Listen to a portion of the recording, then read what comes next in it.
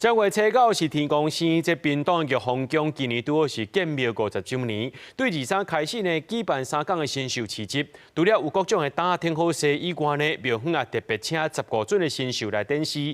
庙方讲呢，这玉皇宫的新秀是全台湾独一位，拢总有123尊，因开10多年才装作好势，主要是要来传达爱动物、爱地球观念。这只是古窑，伊是较特殊，咱有一个沙鱼剑伫遮。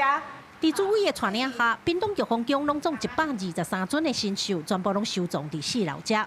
每尊新秀的做工拢真有路。主委讲，这新秀拢是庙方开10多年的时间才打造完成的。干那7年1摆的迎天公才会交出动去照景。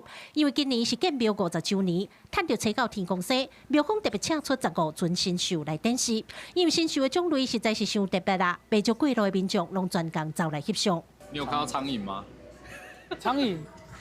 哦，有我看到，我现在看到了。还有无尾熊，我还没注意看到哎。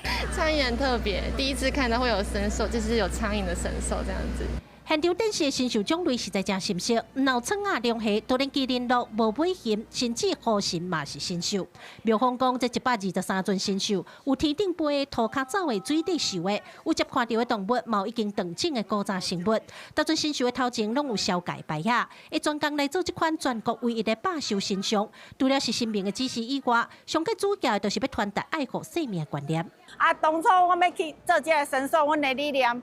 我就是要向咱社会大众来一个宣导，就是讲咱爱珍惜生命，咱爱保护动物。每年用马啊拍头阵，落尾用牛甲鲜花来祝大家长岁寿。屏东玉皇宫为期3天的新秀市集活动，除了新秀通看，阁有真侪档通踅。